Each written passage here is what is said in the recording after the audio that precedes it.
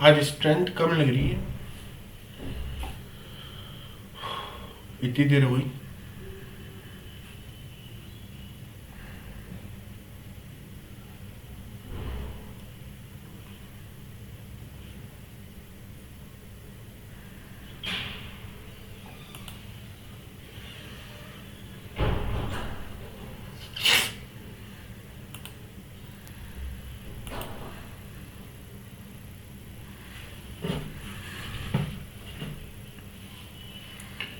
एक दो मिनट और वेट कर लेते हैं, कोई आए तो उसके बाद स्टार्ट करते हैं।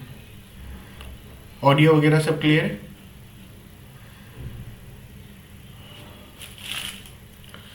तब तक आप लोग बताइए चैट में मेरे को, जो क्वेश्चंस भेजे उनमें से डाउट कौन कौन से क्वेश्चन में है।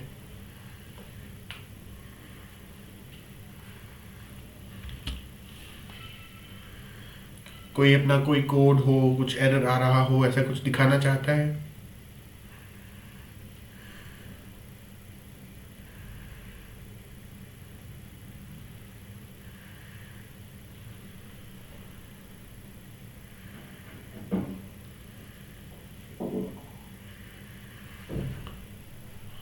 किस किस ने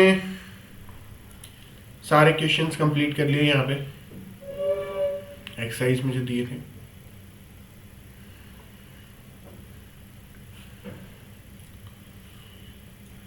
किस किस ने अटेम्प्ट किया एटलीस्ट?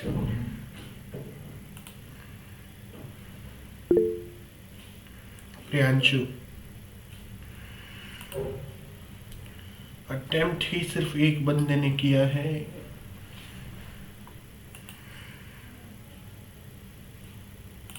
ये सारे क्वेश्चन अभी तक नहीं किए, कोई बात नहीं, लेकिन इनको करना ज़रूर, क्योंकि ये क्वेश्चंस आपको कैपेबिलिटी देंगे कि आप इन क्वेश्चंस की मदद से आगे की प्रोग्रामिंग कर सकें। क्योंकि जब आपको लॉजिक बिल्ड करना होगा तो यही क्वेश्चंस जो हैं, ये बहुत कोई रैंडम क्वेश्चंस नहीं है, ये बहुत सेलेक्टेड क्वेश्चंस है जो मैंने आपको भेजे। क्योंकि रियल लाइफ में आपको कुछ इसी तरीके के एल्गोरिदम चलाने पड़ेंगे, इसी तरीके के एल्गोरिदम बनाने पड़ेंगे अपनी रियल लाइफ प्रॉब्लम्स को सॉल्व करने के लिए। लॉजिक कुछ ऐसे ही चलेगा। तो बहुत हद तक ये क्वेश्चंस आपकी रियल लाइफ प्रॉब्लम्स को मिमिक कर रहे हैं, इसलिए ये क्वेश्चंस बहुत इंपॉर्टेंट है प्रैक्टिकल एस्पेक्ट से।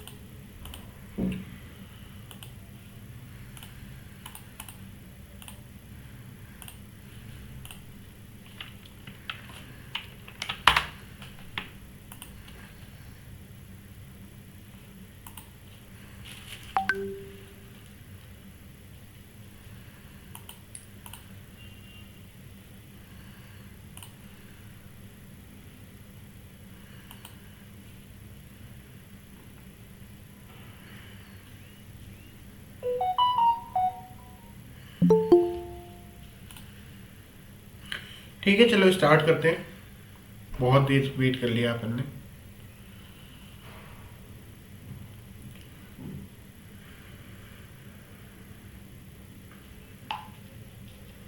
तो अब ये जो क्वेश्चन मैंने एक्सरसाइज में दिए थे, सबसे पहले इन क्वेश्चंस को मैं सॉल्व करवा रहा हूँ। ये इंपॉर्टेंट क्वेश्चंस हैं। ओके, सबसे पहला क्वेश्चन देख लेते हैं। Write a Python program to let the user enter as many values he wants and keep storing them in a list.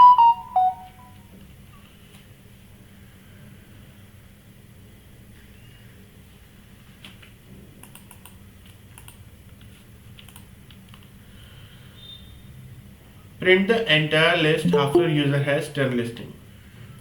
देखिए, इस प्रोग्राम में आपको एक ऐसा लूप चलाना है जो इनडेफिनेटली चले, जब तक यूज़र चाहे अपनी वैल्यूज़ एंटर करता रहे।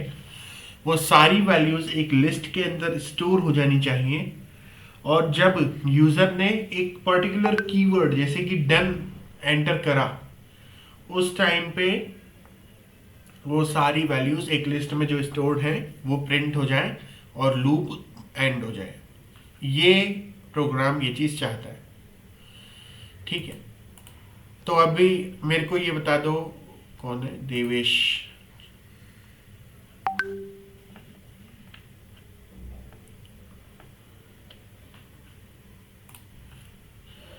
अब मेरे को ये बता दो कि जो करंटली मैंने क्वेश्चन, जो फर्स्ट क्वेश्चन है उसमें करना क्या है, ये कितने लोग समझ गए? फर्स्ट क्वेश्चन में करना क्या है?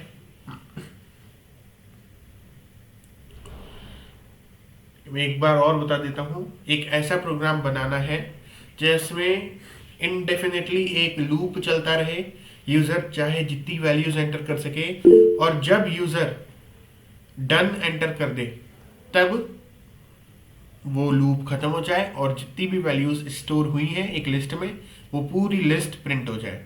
ये एक सिंपल सा प्रोग्राम है जो अपन को बनाना है। ठीक है, तो स्टार्ट करते हैं। अब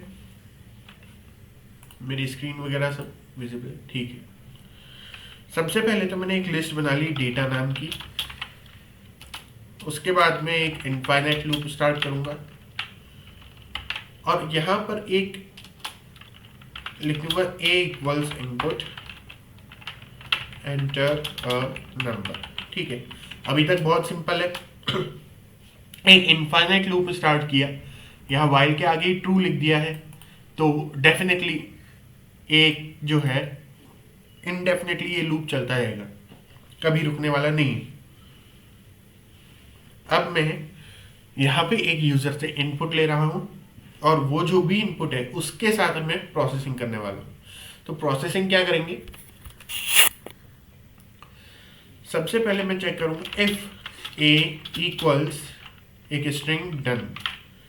अगर a की वैल्यू इस स्ट्रिंग के बराबर हो जाए, स्ट्रिंग मैंने बताया था एरे ऑफ कैरेक्टर्स है, तो पर्टिकुलरली ये वर्ड में चेक कर रहा हूँ कि यूजर ने एंटर किया हो डन। तो अगर a की वैल्यू इस स्ट्रिंग के बराबर हो जाए तो मुझे प्रिंट कर देना है डेटा और ब्रेक। अब ये ब्रेक स्टेटमेंट जो है मैंने आप लोगों को बताया नहीं था इससे पहले। तो ब्रेक स्टेटमेंट क्या करता है? किसी भी लूप को ऑन द स्पॉट रोक देता है, वहीं पर ब्रेक कर देता है। यानी कि एक break statement on the spot बिना कंडीशन चेक किए उस लूप को रोक देगा। और else a equals int a, या इंट a इंटीजर में कन्वर्ट करने की जरूरत नहीं है, मैं सीधे लिख दूंगा डेटा डॉट अपेंड a। अब ये जो अपेंड फंक्शन है ये क्या कर रहा है? डेटा नाम की लिस्ट के अंदर ये जो एलिमेंट है a, जो वेरिएबल है, उसकी वैल्यू ऐड कर रहा है, चाहे जितने भी एलिमेंट हो चुके हो। अब पाइथन में लिस्ट्स के अंदर अपन को पहले से कैपेसिटी का ध्यान रखने की जरूरत नहीं होती, तो जितने भी हुए हो फर्क नहीं पड़ता, लेकिन उसके अंदर ऐड कर रहा है ये जो भी एलिमेंट है इसको। तो दो नई चीजें अपन ने देखी, एक तो हो गया ब्रेक स्टेटमेंट और एक हो गया अपेंड फंक्शन। अपेंड फंक्शन क्या कर रहा है? किसी भी एलिमेंट को इस लिस्ट में डाल रहा है, और ब्रेक स्टेटमेंट क्या कर रहा है? इस लूप को खत्म कर रहा है, बजाय इसके कि इसकी कंडीशन ट्रू है फिर भी इस लूप को एंड कर रहा है। तो अब हो क्या रहा है?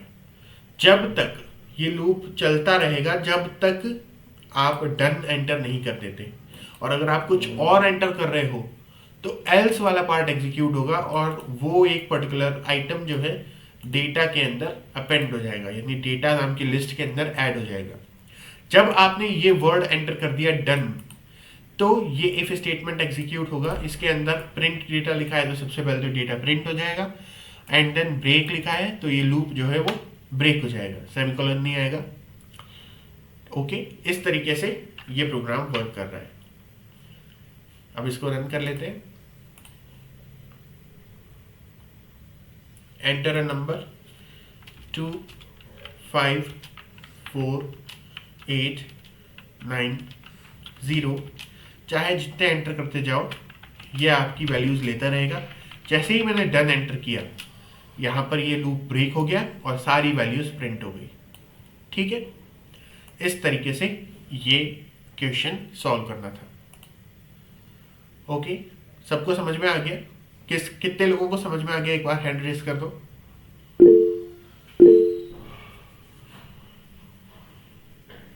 गुड।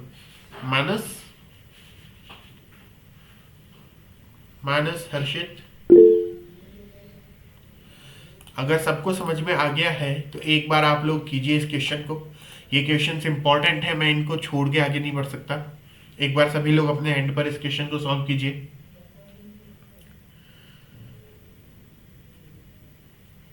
और जिसका हो जाए वो अपना हैंड रेज कर देना।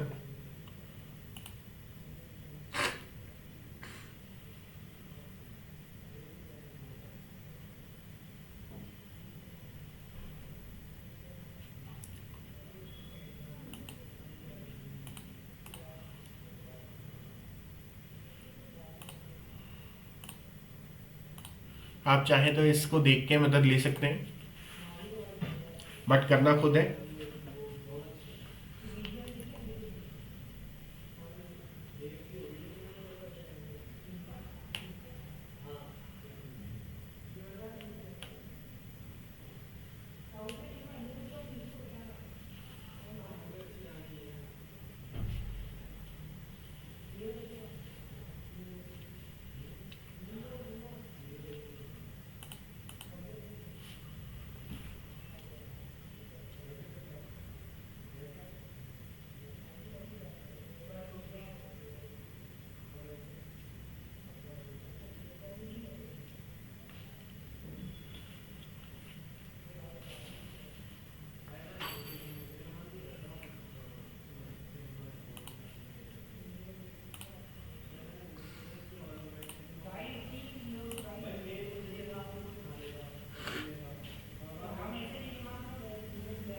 मानस का हो गया,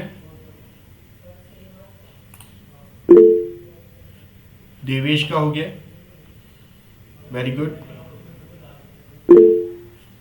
प्रियांशु का हो गया, दीक्षांत का हो गया, ठीक है। हंसराज, हर्षित,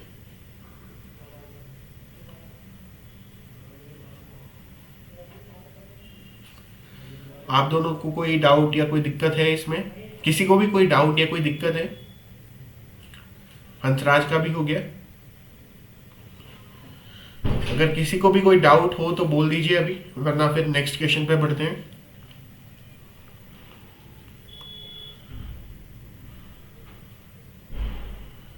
ठीक है, अगला क्वेश्चन देखते हैं क्या है। हर्षित का भी हो गया, great. Write a Python code to let the user enter two numbers a and b and print a raised to the power b. तो बस यूजर से दो नंबर्स इनपुट में लेने हैं और एक नंबर को के ऊपर दूसरे नंबर की पावर चढ़ा के आंसर क्या आ रहा है वो अपन को प्रिंट करना है। तो ये तो क्वाइट सिंपल एक प्रोग्राम हो गया। मैं ले लूँगा a equals input enter number, और मैं ले लूँगा b equals input enter another number, और मैं लिख दूंगा print f string a raised to the power b is a to the power b। अब यहाँ पे मैंने ये डबल मल्टीप्लिकेशन का यूज किया है, इसको अपन बोलते हैं रेज ऑपरेटर या पावर ऑपरेटर। और इसका मतलब यही होता है कि एक के ऊपर b की पावर लगा दी मैंने, तो उसके बाद जो भी आंसर आएगा वो यहाँ पे आ जाएगा। ठीक है, इस तरीके से प्रिंट हो जाएगा ये पूरा का पूरा स्टेटमेंट। तो मैंने सबसे पहले एक इंटीजर इनपुट a में लिया, फिर एक इंटीजर इनपुट मैंने b में लिया, और फिर मैंने f स्ट्रिंग की मदद से एक स्टेटमेंट प्रिंट कर दिया कि a raised to the power b is a raised to the power b। जो भी इसका एक्सप्रेशन का आंसर बनेगा वो यहाँ पे आ जाएगा। इसको रन कर लेते हैं, और यहाँ एंटर नंबर पूछ रहा है, मैंने लिखा 4, अनदर नंबर पूछ रहा है, मैंने लिखा 2, तो 4 raise to the power 2 is 16 और 4 का स्क्वायर 16 होता है, so that is correct. Okay, ये चीज सबको समझ में आ गया ये क्वेश्चन? किसी को कोई दिक्कत यहां तक? सबको समझ में आ गया? ठीक है, this was quite simple. Next question देखते हैं। Write a Python class medicine with properties as batch number, status, price, name and expiry date. Make two behavior functions sold and expired to mark the medicine object status as sold or expired respectively. आपको इस question में basically एक class बनानी है medicine नाम की, जिसकी कुछ प्रॉपर्टीज होंगी। प्रॉपर्टीज क्या क्या दे रखी हैं? बैच नंबर होंगे, एक्सपायर का स्टेटस होगा, batch number, status, price, name, expiry date. और अपन को दो फंक्शन बनाने हैं इसी क्लास में, जो होंगे एक्सपायर्ड और सोल्ड। और उन दो फंक्शंस में हमें बस इसके स्टेटस वेरिएबल की वैल्यू चेंज करके या तो एक्सपायर्ड करनी है या सोल्ड करनी है, वॉट एवर इट इज। तो चलिए ये क्लास बना लेते हैं। सबसे पहले मैं बनाऊंगा क्लास मेडिसिन, और फिर मैं एक इनिट फंक्शन बनाऊंगा, जैसे कि मैंने कल बताया था, 2 बार अंडरस्कोर, फिर इनिट, फिर 2 बार अंडरस्कोर सेल्फ। और अब यहाँ पे हम अलग अलग प्रॉपर्टीज के लिए आर्ग्यूमेंट ले सकते हैं, जैसे कि एक रहेगा प्राइस, एक रहेगा बैच, और एक रहेगा एक्सपायरी डेट।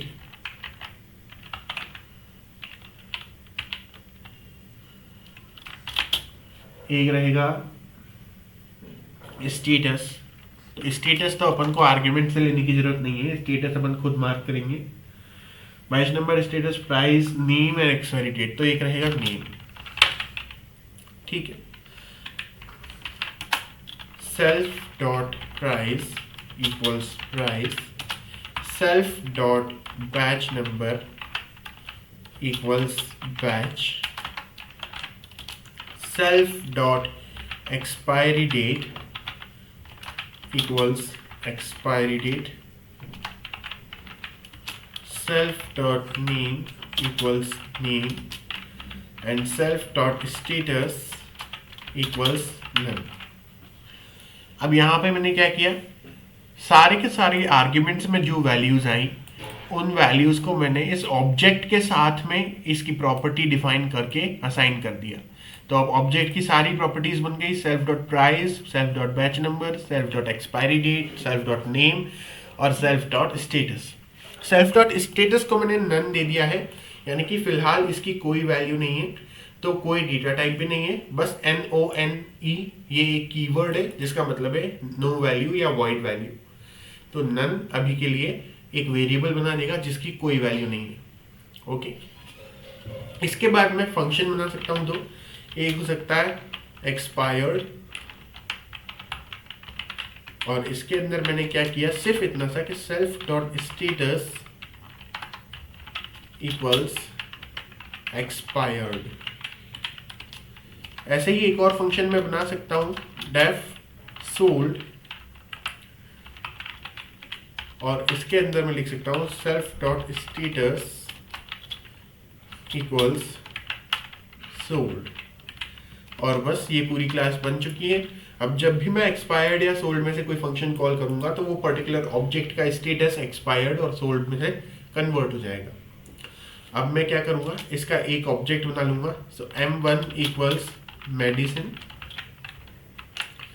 यहाँ पे प्राइस दे देता हूँ 20, बैच नंबर देता हूँ 2023, एक्सपायरी डेट सपोज मैंने दे दी 2025, एक्सपायरी डेट कंप्लीट देते हैं, एक स्ट्रिंग दे देंगे 4/6/5/2025, एक्सपायरी डेट हो गई name combi flame, okay, price हो गया, बैच, एक्सपायरी, नेम हो गया, ठीक है। ये मैंने एक मेडिसिन ऑब्जेक्ट बना लिया। एंड नाउ अब मैं प्रिंट करूंगा M1 डॉट स्टेटस। M1 का स्टेटस अभी क्या है, फिर मैं M1 के साथ एक्सपायर्ड फंक्शन को कॉल करूंगा और फिर चेक करूंगा फिर से m1 डॉट स्टेटस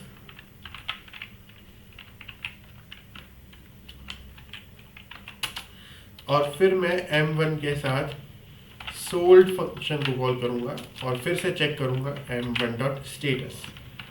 ठीक है, 3 बार मैं स्टेटस प्रिंट करा रहा हूँ स्टेटस को ट्रैक करने के लिए किस तरीके से काम कर रहा है। इसी को हम रन कर लेते हैं और देखो सबसे पहले स्टेटस नन था, फिर एक्सपायर्ड हो गया जब हमने एक्सपायर्ड फंक्शन को कॉल किया और सोल्ड हो गया जब हमने सोल्ड फंक्शन को कॉल किया। इस तरीके से इन फंक्शंस को कॉल करने पर ये जो स्टेटस है ये चेंज हो रहा है। सो आई होप ये कोड सबको एकदम क्लियर होगा। सभी को ये कोड समझ में आ रहा है? किस किस को समझ में आ रहा है एक बार हैंड रेज कर दो। दीक्षांत को आ गया, और किसको समझ में आ रहा है?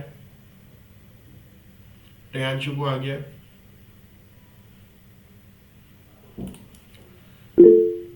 नहीं आया। ठीक है, एक बार मैं और इस कोड को समझा देता हूं डिटेल में। एक क्लास बनाई है हमने। इस क्वेश्चन में हमसे कहा गया था कि हमें एक क्लास बनानी है जिसका price, batch, expiry date, name और स्टेटस 4 तरह की प्रॉपर्टीज होंगी और इन सारी प्रॉपर्टीज से अपन को इस क्लास के ऑब्जेक्ट को क्रिएट करना है। इन सारी प्रॉपर्टीज के अलावा अपन को 2 फंक्शन यानी 2 बिहेवियर बनाने हैं जो एक्सपायर्ड और सोल्ड होंगे, जो इस क्लास के ऑब्जेक्ट का स्टेटस बताएंगे कि वो एक्सपायर हो चुकी है दवाई या वो दवाई बिक चुकी है, सोल्व हो चुकी है। अपन ने सबसे पहले क्लास मेडिसिन लिख दी, फिर एक इनिट फंक्शन बनाया INIT जो कि होना ही है हर क्लास में, 2 बार अंडरस्कोर INIT, 2 बार अंडरस्कोर। यहाँ पे हमने सारे आर्ग्यूमेंट लिख दिए, कौन कौन सी वैल्यूज हमें चाहिए इस ऑब्जेक्ट को बनाने के लिए, और जो जो वैल्यूज दी गई उनके साथ हमने इस ऑब्जेक्ट की value self dot price equals price, self dot batch number equals batch, इस तरीके से लिख दी। तो ये जो वैल्यूज हैं ये तो आर्ग्यूमेंट फंक्शन, इस फंक्शन में आए हुए आर्ग्यूमेंट्स हैं, बट यहाँ ये जो वैल्यूज हम लिख रहे हैं ये उस ऑब्जेक्ट की प्रॉपर्टीज हैं। ठीक है, तो यहाँ पर जो वैल्यूज आ रही हैं वो सिर्फ इनिट फंक्शन के लिए आर्ग्यूमेंट्स हैं और यहाँ पर जो वैल्यूज आ रही हैं वो प्रॉपर्टीज हैं उस ऑब्जेक्ट की जो अपन क्रिएट कर रहे हैं। तो इन सारी प्रॉपर्टीज को बना के इनमें अपन ने वो वैल्यूज दे दी। अब स्टेटस के लिए अपने पास कोई वैल्यू फिलहाल नहीं थी, तो इसलिए मैंने NONE नन इसको दे दिया है, जिसका मतलब होता है बिना किसी वैल्यू के एक वेरिएबल। यहाँ गार्बेज वैल्यू भी नहीं होगी, ये वेरिएबल एक्चुअली खाली होगा। देन यहाँ हमने एक फंक्शन बनाया एक्सपायर्ड नाम का, जिसको सेल्फ आर्ग्यूमेंट देना ही होता है, नेसेसरी होता है, और हमने बस इस फंक्शन में ये लिख दिया कि सेल्फ का जो स्टेटस है, जो स्टेटस की वैल्यू है, उसे एक्सपायर्ड कर दो।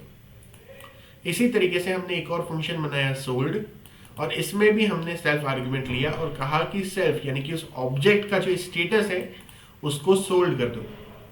यहाँ एक्सपायर्ड और सोल्ड 2 सिंपल सी स्ट्रिंग्स हैं।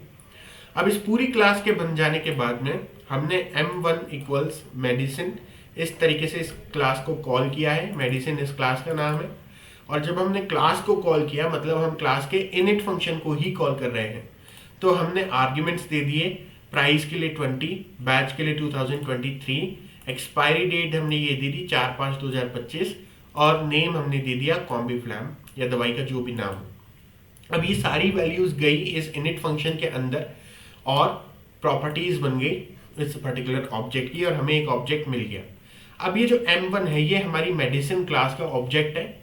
सबसे पहले मैंने इसका स्टेटस प्रिंट किया कि करंटली इसका स्टेटस क्या चल रहा है, जो कि बाय डिफॉल्ट नन था। फिर मैंने इसके एक फंक्शन को कॉल किया m1.expired, जिससे इसका स्टेटस एक्सपायर्ड में चेंज हो गया। उसके बाद मैंने इसका स्टेटस फिर से प्रिंट किया और मुझे इस बार एक्सपायर्ड मिला। फिर मैंने इसका स्टेटस m1.sold को कॉल किया तो इसका स्टेटस सोल्ड हो गया। देन मैंने फिर से इसका स्टेटस प्रिंट किया और मुझे इस बार सोल्ड मिला। इस तरीके से ये आउटपुट जनरेट हो रहा है। ठीक है, सबसे पहले नन था स्टेटस, फिर एक्सपायर्ड हो गया और फिर सोल्ड हो गया। आई होप अब ये चीज क्लियर है, सबको समझ में आ गया? आ गया? किस किस को समझ में आ गया ये प्रोग्राम? एक बार हैंड रेज कर दो।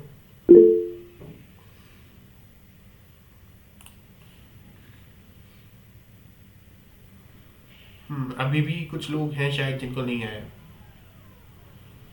दीक्षांत, हर्षित, प्रियांशु, मानस, हंसराज सबको आ गया।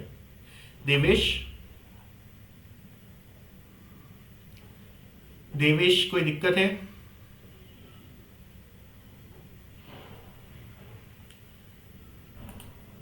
देवेश क्या आप हैं लाइन पे? ठीक है, अपन आगे बढ़ते हैं। सबको समझ में आ चुकी है प्रॉब्लम। एक बार आप खुद अपने हिसाब से कर लेंगे। अरे हाँ, ये क्वेश्चन एक बार आप लोग खुद कीजिए। I would like you guys to do it. और जिसका हो जाए वो हैंड रेज कर देना। अपने एंड पर खुद कीजिए इस क्वेश्चन को। आप कोड देख के उसकी हेल्प ले सकते हैं।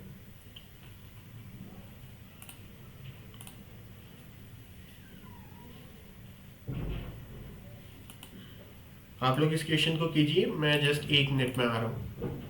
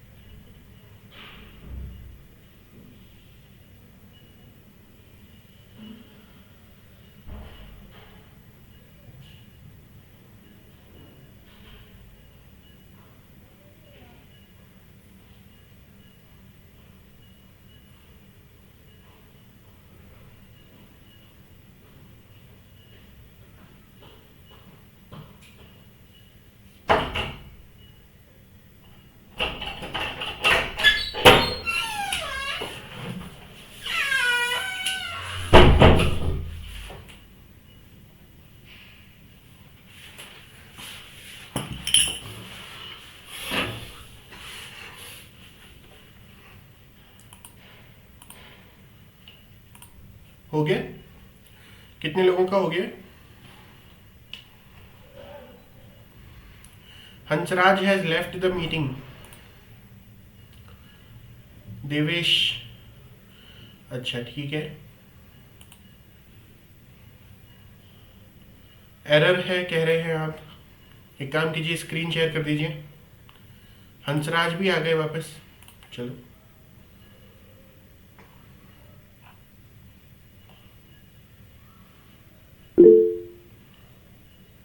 Error solved. ओके, क्या सबका हो गया है? एक बार हैंड रेज कर दो, किस किस का हो गया।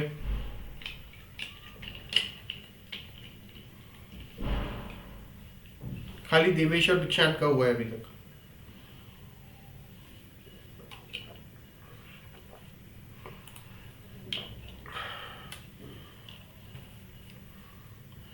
2 मिनट और दे रहा हूँ, इसको कर लीजिए जल्दी से।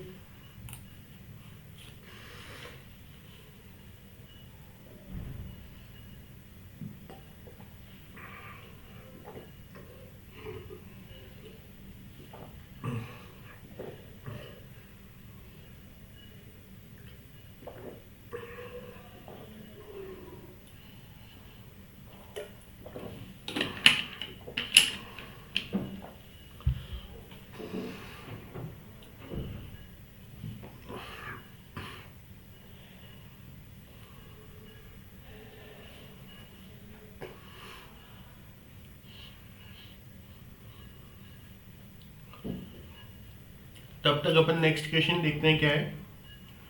Right a Python function to traverse an array from arguments and find a particular number linear search. अच्छा, ये तो बहुत ही सिंपल क्वेश्चन है।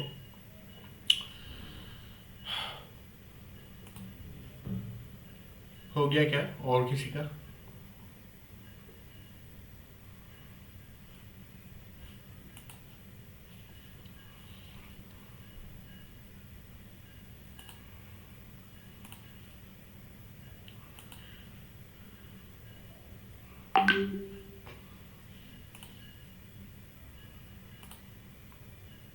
एरर।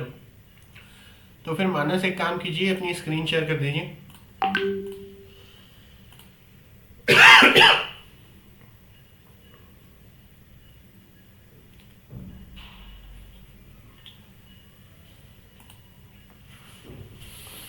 क्या एरर आ रहा है?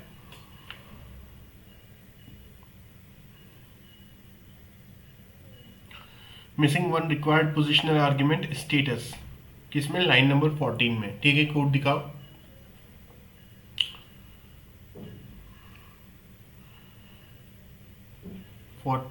S1 equals medicine. आप स्टेटस भी वहां से ले रहे हो एक इनिट फंक्शन में से।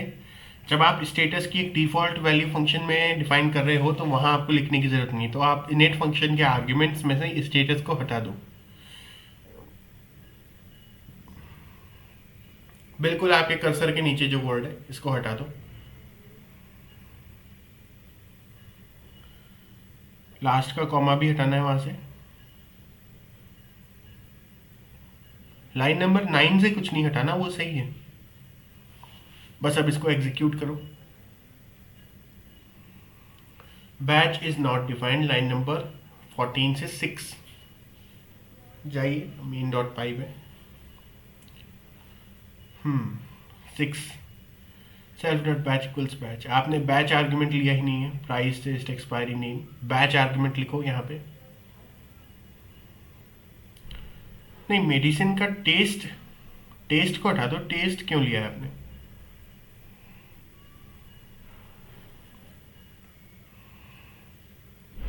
Price batch expiry name, price batch expiry name, ठीक है। स्टेटस को नन कर दिया। एक्सपायर्ड में सोल्ड, ठीक है। मेडिसिन 28 पैरा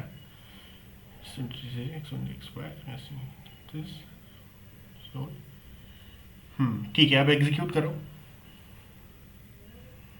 हो गया। ओके, और किसी को कोई डाउट?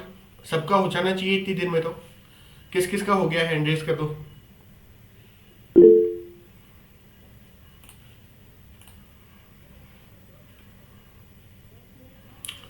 प्रियांशु, देवेश, दीक्षांत, मानस आप भी कर दो हैंड रेज। आपका भी तो हो चुका है।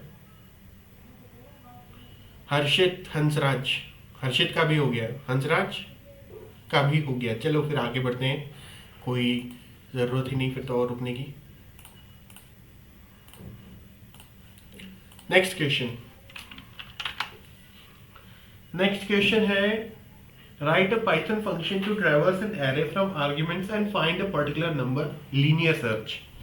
ठीक है, ये बहुत सबसे इजी क्वेश्चन है ये पूरी एक्सरसाइज का। आपको एक फंक्शन लिखना है जैसे एल सर्च, और यहां से आपको एक आर्ग्यूमेंट ले लेना है। सपोज आर्ग्यूमेंट का नंबर आप कुछ भी ले लो, आर्ग नंबर। और अब आपको ये जो आर्गनम है ये पूरी की पूरी एक लिस्ट है। इसमें से कोई एक पर्टिकुलर वैल्यू सर्च करनी है। तो सर्च कौन सी वैल्यू करनी है? आर्ग लिस्ट ले लेते हैं और argnum। ये दो आर्ग्यूमेंट हमने ले लिए। अब हमें सर्च करना है कि कौन सी इंडेक्स पर आर्ग लिस्ट के अंदर आर्गनम है या फिर है या नहीं है। तो मैं क्या करूंगा, आर्ग लिस्ट को ट्रैवर्स कर लेता हूं। फॉर आई इन आर्ग लिस्ट, पूरी लिस्ट ट्रैवर्स कर ली। इफ आई इक्वल्स आर्गनम, अगर आई आर्गनम के बराबर होता है, आई क्या होगा, एक एक करके जितनी भी वैल्यूज आर्ग लिस्ट के अंदर हैं उन सब के साथ ये कोड एग्जीक्यूट होने वाला है। तो अगर आई की वैल्यू कभी आर्गनम के इक्वल होती है तो मुझे क्या करना है, print it exists at index number, और यहां मैं लिख दूंगा इंडेक्स, एफ लगा दिया यहां पे। अब ये इंडेक्स की वैल्यू कहां से आएगी, मैं इंडेक्स को इनिशियली 0 असाइन कर सकता हूं एंड एल्स करके इंडेक्स प्लस इक्वल्स 1 कर दूंगा। तो एल्स नहीं लगाना चाहिए वैसे, मेरे को इसको हटा देता हूं ये। अब यहां पे क्या हो रहा है, अगर आई जो है, मान लो आपकी आर्ग लिस्ट ये होती है 1 2 3 4 और आर्गनम है आपका 3, तो इन दिस केस ये 1 2 3 4 वाली जो लिस्ट है पूरी की पूरी लिस्ट ट्रैवर्स होगी, यानी कि पूरी लिस्ट में से पहले आई की वैल्यू 1 होगी, फिर आई की वैल्यू 2 होगी, फिर आई की वैल्यू 3 होगी, फिर आई की वैल्यू 4 होगी, और उस हर एक आई की वैल्यू के साथ ये कोड एग्जीक्यूट होने वाला है। और क्योंकि आर्गनम की वैल्यू 3 है तो ये जो स्टेटमेंट है, जब आई की वैल्यू 1 होगी तब एग्जीक्यूट नहीं होगा, 2 होगी तब एग्जीक्यूट नहीं होगा, 3 होगी तब एग्जीक्यूट नहीं होगा, एक्चुअली 3 होगी तब होगा। तो जब आई की वैल्यू 3 होगी तब ये जो स्टेटमेंट है ये ट्रू हो जाएगा और ये लाइन प्रिंट हो जाएगी और इंडेक्स की जो भी वैल्यू है वो आ जाएगी। अब इंडेक्स में मैं उसके बाद 1 ऐड करता जा रहा हूँ, तो पहले इंडेक्स की वैल्यू 0 है, फिर 1 हो जाएगी, फिर 2 हो जाएगी, और यहाँ पर 3 की इंडेक्स यानी कि इस नंबर की इंडेक्स जो है 2 वो प्रिंट हो जाएगी। ओके, इस तरीके से ये चीज़ काम कर रही है run Python file. And okay, हमने इस फंक्शन को कॉल नहीं किया है, तो सबसे पहले मैं लिखता हूँ एल सर्च, आर्ग लिस्ट में देता हूँ 44 79 63 52, ये एक लिस्ट दे दी, और आर्गनम में क्या दे देता हूँ, आर्गनम देता हूँ 79। तो अब मेरे को 79 की इंडेक्स जो है वो मिल जानी चाहिए। It exist at index number 1, देखते हैं इंडेक्स नंबर 1 पे है क्या, इंडेक्स नंबर 0, इंडेक्स नंबर 1, बिल्कुल सही, इंडेक्स नंबर 1 पे 79 इस लिस्ट के अंदर है। ओके, इस तरीके से ये काम कर रहा है। सबको समझ में आ गया ये प्रोग्राम तो इजी था।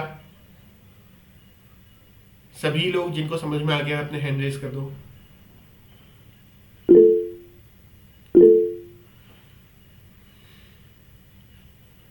What about the 4 others? Devesh, Manas, Harshit. When I was taking input from user, last element was getting printed. आप कोड दिखाओ मानस, क्या दिक्कत आ रही है?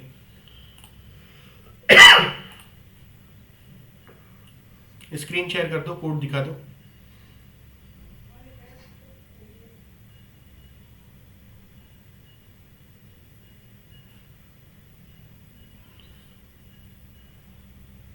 अभी नहीं है। ऐसी किसी भी सिचुएशन में कोड सीधा दिखाना चाहिए, क्योंकि आपकी इस एक्सप्लेनेशन से गेस करना मुश्किल है कि क्या सिचुएशन होगी।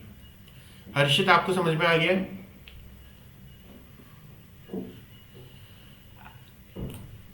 ठीक है, आगे बढ़ते हैं। 7 रह गए, कोई ना कोई तो भाग जाता है बीच में।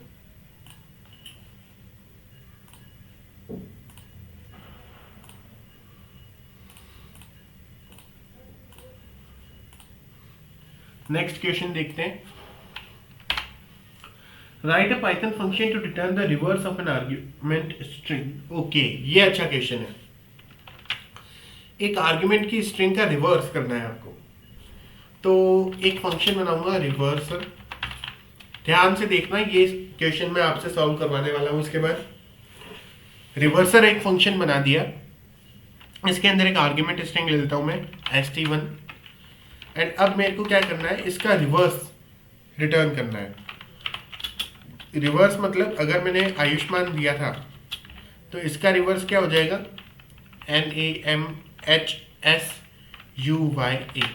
ये इसका रिवर्स हो जाएगा। ठीक है, इस तरीके से हमको रिटर्न करना है। तो अब इसको रिवर्स करने के लिए क्या एल्गोरिथम बना सकते हैं।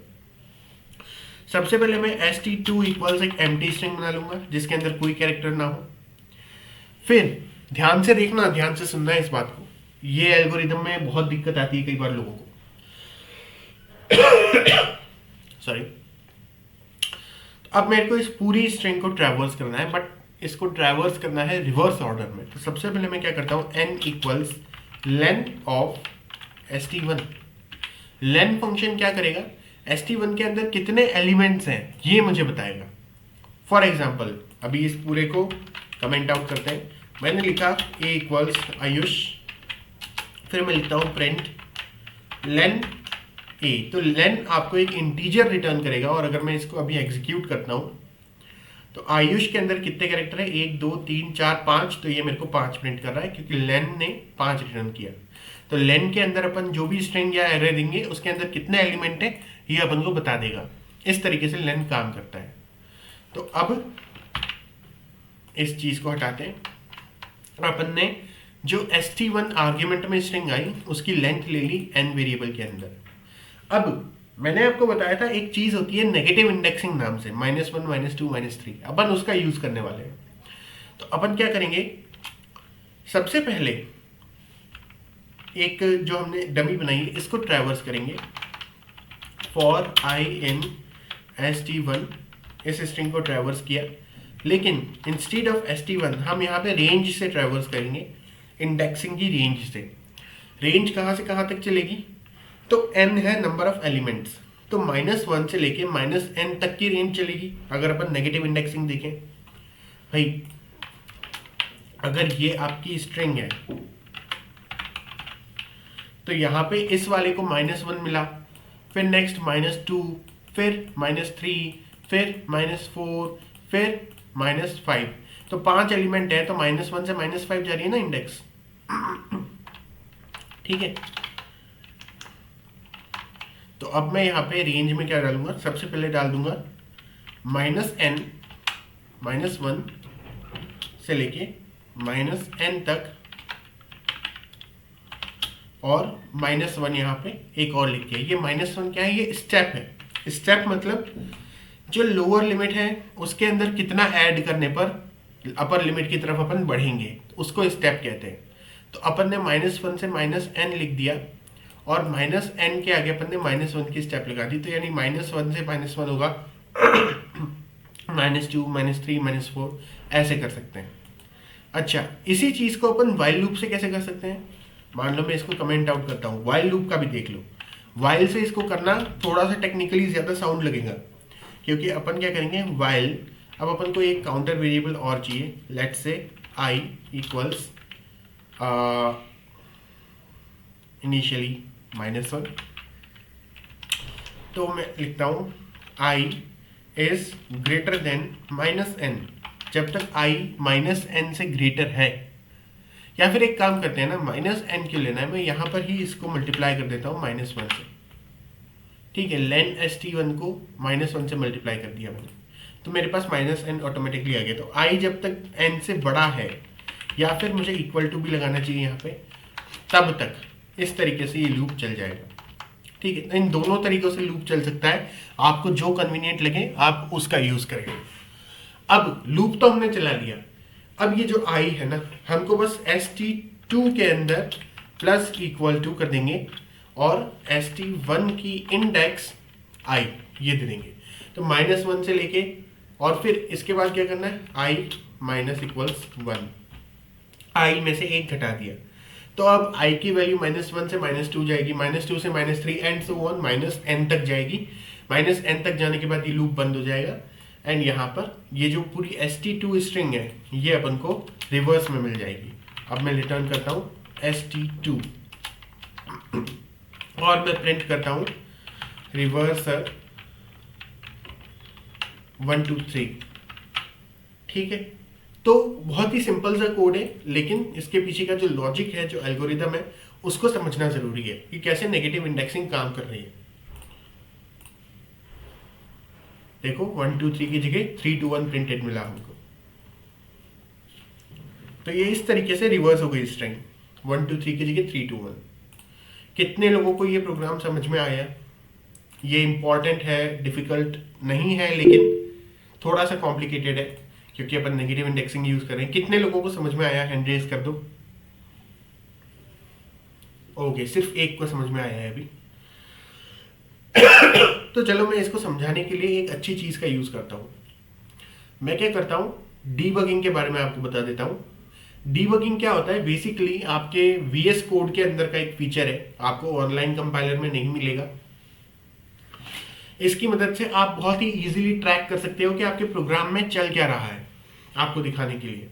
तो मैं क्या करता हूं, यहां पर आके एक तो वाइल के आगे ब्रेक पॉइंट लगाया, एक इसके आगे ब्रेक पॉइंट लगाया, एक इसके आगे ब्रेक पॉइंट लगाया, एंड चलो ठीक है, ये तो हो गया। एक इसके आगे भी ब्रेक पॉइंट लगा देते हैं और इसके आगे लगाने की जरूरत नहीं है। चलो ठीक है, लगा ही लेते हैं, या हटा दो। चलो, ये ब्रेक पॉइंट मैंने लगा दिए। अब मैं जाऊंगा डीबगिंग के ऑप्शन पे और रन एंड डीबग पे क्लिक करूंगा और पाइथन फाइल को सिलेक्ट कर लूंगा। ये इस पाइथन फाइल को रन करेगा और जहां जहां मैंने ब्रेक पॉइंट लगाए हैं वहां प्रोग्राम को पॉज करके मुझे वेरिएबल्स की स्टेटस बताएगा। तो अब देखो, सबसे पहले ये प्रिंट फंक्शन है कॉल हुआ, उसके अंदर रिवर्सर था, रिवर्सल फंक्शन कॉल हुआ और इसको एक आर्ग्यूमेंट गया 1 2 3। इधर डीबगिंग पे ध्यान देने की जरूरत नहीं है, मैं जो बोल रहा हूं उस पर ध्यान दो। 1 2 3 जो है आर्ग्यूमेंट गया, ये एक स्ट्रिंग है। फिर यहां पर आया एग्जीक्यूशन, st2 बनाया, n equals lane of st1 multiplied by -1। तो अब st1 क्या है? 1 2 3 और st2 क्या है? Empty string. यानी कि अभी तक अपन को ये सिर्फ इन दो वेरिएबल्स के बारे में बता रहा है। अब इसी को हम ओवरराइट करते हैं, नेक्स्ट स्टेप पे जाते हैं। तो n की वैल्यू -3 आ गई। देखो यहाँ n की वैल्यू -3 दिख रही है। क्यों? क्योंकि अपनी स्ट्रिंग के अंदर 3 कैरेक्टर हैं और अपन ने -1 से मल्टीप्लाई किया तो n की वैल्यू -3 आ गई। ओके, इस कारण से n की वैल्यू -3 है। अब नेक्स्ट स्टेप पे जाते हैं तो देखो i की वैल्यू -1 है, तो वो तो अपन ने डिफाइन कर ही रखी है यहाँ पे। अब नेक्स्ट स्टेप पे जाते हैं, while i is greater than equal to n। तो क्या i n से बड़ा या बराबर है? तो i की वैल्यू -1 है, n की वैल्यू -3 है, तो डेफिनेटली i जो है वो n से बड़ा है। तो ये while लूप चलने वाला है। आगे बढ़ते हैं। अब st2 प्लस इक्वल्स st1 की इंडेक्स i। इस केस में क्या हो रहा है? कॉन्कैटनेशन हो रहा है। कॉन्कैटनेशन का क्या मतलब है कि जो आपकी स्ट्रिंग है उसके अंदर आगे और बढ़ता जा रहा है। इसका कॉन्सेप्ट मैंने अभी आपको बताया नहीं, मैं आपको बता दूंगा, बहुत सिंपल कॉन्सेप्ट है। कॉन्कैटनेशन का बेसिक मीनिंग ये है कि आपके अगर एक कैरेक्टर अब तक था तो अगला कैरेक्टर उसके अंदर जुड़ जाएगा। एक तरह से स्ट्रिंग आगे से आगे जुड़ती जाती है। मैं बता ही देता हूँ पहले आपको रोक के इसे। जैसे मान लो आपकी ये है एक स्ट्रिंग 1 2 3 और ये है दूसरी स्ट्रिंग 4 5 6। तो मैं इन दोनों के बीच अगर प्लस लगाऊं तो मुझे रिजल्ट क्या मिलेगा? 1 2 3 4 5 6 ये रिजल्ट मिलेगा। तो दोनों स्ट्रिंग्स मर्ज हो गई साथ में। इसी को कॉन्कैटनेशन करते हैं और यहाँ पे हम दो स्ट्रिंग्स को ऐड कर रहे हैं, तो यहाँ भी वही हो रहा है। फर्क सिर्फ इतना है कि यहाँ हम st1 की एक एक करके इंडेक्स ले रहे हैं और st2 जो है वो एक एम्प्टी था स्टार्टिंग में। तो जैसे जैसे उसके अंदर एक एक कैरेक्टर जुड़ता जाएगा वो एम्प्टी नहीं रहेगा, बल्कि रिवर्स में वो st1 की रिवर्स स्ट्रिंग बनता जाएगा। ओके, इसको फिर से रन एंड डीबग करते हैं। एंड इस स्टेप तक हम आ गए थे। नेक्स्ट स्टेप पे चलते हैं। तो आप देख सकते हो st2 जो है उसके अंदर 3 आ गया। जो लास्ट कैरेक्टर था st1 की इंडेक्स -1, i की वैल्यू -1 थी, तो st1 की इंडेक्स -1 पे यानी कि लास्ट कैरेक्टर कौन सा था? 3। तो ये 3 यहाँ पर आ गया। तो st2 के अंदर आप देख सकते हो 3 दिख रहा है आपको। अब इसको हम और आगे चलाते हैं। फिर से वाइल लूप पे कंडीशन पे बात आई। अब चेक करते हैं क्या आई की वैल्यू एन से बड़ी या बराबर है। तो आई की वैल्यू अब देखो -2 हो चुकी है क्योंकि हमने -1 कर दिया। तो आई की वैल्यू -2 है लेकिन अभी भी एन से बड़ी है, इसलिए ये लूप आगे भी चलेगा। आई की वैल्यू -2 है, अभी भी एन की वैल्यू से बड़ी है, इसलिए ये लूप आगे चलेगा। इसको आगे चलाएं। अब st2 के अंदर फिर से st1 की इंडेक्स आई, इस बार आई की वैल्यू -2 है। -2 यानी second last element. Second last element कौन सा है? 2, यानी कि अब ये जो 2 है ये st2 के अंदर ऐड हो रहा है। अब अपन आगे चलाते हैं इसको। तो st2 के अंदर देखो 3 के बाद 2 भी आ गया, ये देखो 3 के बाद 2 भी ऐड हो गया। इसी तरीके से कॉन्कैटिनेशन काम कर रहा है। अब i के अंदर फिर से माइनस कर दिया एक वैल्यू 1। अब जैसे ही आगे बढ़ेंगे, अब देखो i की वैल्यू -3 हो गई। फिर से कंडीशन चेक होगी, क्या i की वैल्यू n से बड़ी या बराबर है। तो बड़ी तो नहीं है लेकिन बराबर है, इसलिए ये लूप एक बार फिर चलेगा। i की वैल्यू n के बराबर है, इसलिए ये लूप एक बार फिर चलेगा। फिर से आगे बढ़ते हैं। st2 के अंदर अपन ने st1 की इंडेक्स i की इंडेक्स है, i की वैल्यू है -3, तो st1 की इंडेक्स -3, यानी कि ये जो फर्स्ट एलिमेंट है ये वाला ऐड हो रहा है st2 के अंदर। और आगे बढ़े तो st2 के अंदर देखो 3, 2, 1 तीनों एलिमेंट ऐड हो गए। और अब और आगे बढ़ते हैं तो फिर से चेक करेगा कि i की वैल्यू, क्योंकि अब -4 हो चुकी है, क्या वो n से बड़ी या बराबर है। तो i की वैल्यू n से बड़ी नहीं है, n के बराबर भी नहीं है, n से छोटी हो चुकी है, इसलिए अब ये लूप खत्म हो जाएगा। आगे बढ़ेंगे तो रिटर्न st2 वाली कमांड एग्जीक्यूट होगी और st2 हमारे पास रिटर्न हो जाएगा एंड ये प्रोग्राम यहाँ कंप्लीट हो जाएगा, प्रिंट हो जाएगा 3, 2, 1। ओके, अब कितने लोगों को समझ में आ गया ये चीज? एक बार हैंड रेज कर दो। देवेश को समझ आ गया? हैंड रेज कर दो जिन जिन को आ गया समझ में। वाह, क्या टीम वर्क है। सही में सबको समझ आ गया? हर्षित,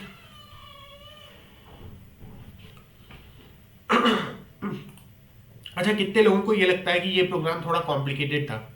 वो लोग अपने हाथ रेज करो, बाकी सब हटा दो। ठीक है, तो अब ये प्रोग्राम आप लोग अपने एंड पर बनाइए और डीबगिंग के बारे में भी आपको बता दिया मैंने। यस, कॉम्प्लिकेटेड था। ओके, कोई बात नहीं। अभी प्रोग्राम अपने एंड पर आप लोग बनाइए और डीबगिंग के बारे में जो मैंने आपको दिखाया है अभी, इस चीज़ को यूज़ करना आगे चल के, और भी अपन कंटिन्यू रखेंगे। फिलहाल आप इस प्रोग्राम को देख सकते हैं एंड इसको क्रिएट कीजिए और सिर्फ लिखना नहीं है, इसका लॉजिक समझना है कि ये काम कैसे कर रहा है। अगर नहीं समझ आ रहा तो ये पूरा एक्सप्लेनेशन आप दोबारा देख लेना रिकॉर्डिंग में से, आपके पास रिकॉर्डिंग अवेलेबल रहेगी। फिर भी नहीं समझ आए तो मुझे बोलना, मैं दोबारा समझा दूंगा।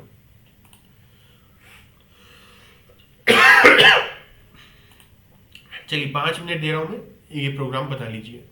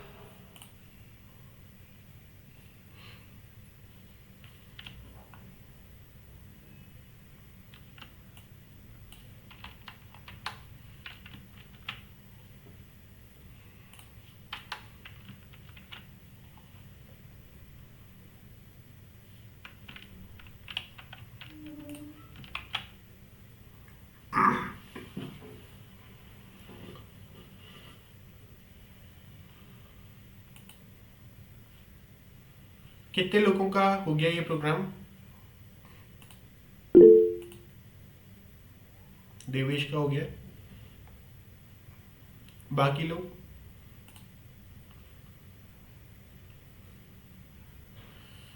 इस लाइन को भी मैं दोबारा समझाता हूं, एक बार आप लोग इस वाइल लूप के साथ तो करिए।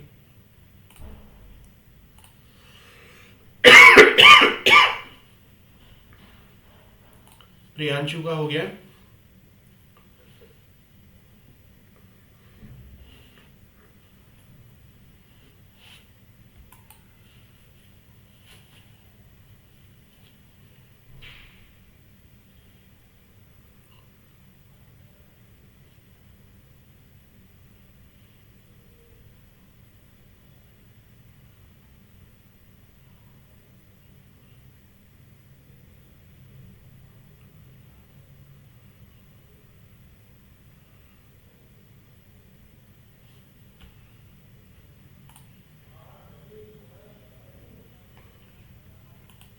जिन जिन का हो गया वो हैंड रेस कर दो।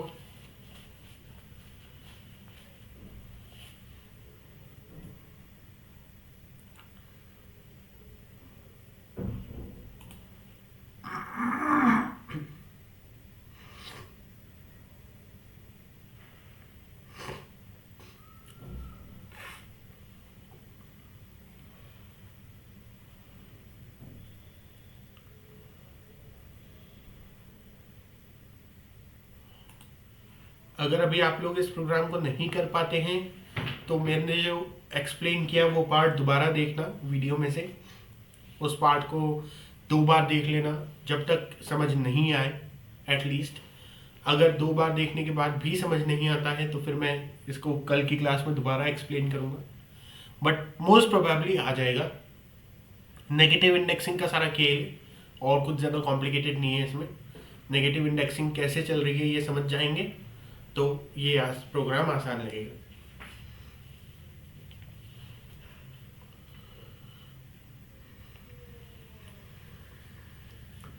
चलिए अब इस रेंज वाली लाइन को एक बार और समझ लेते हैं।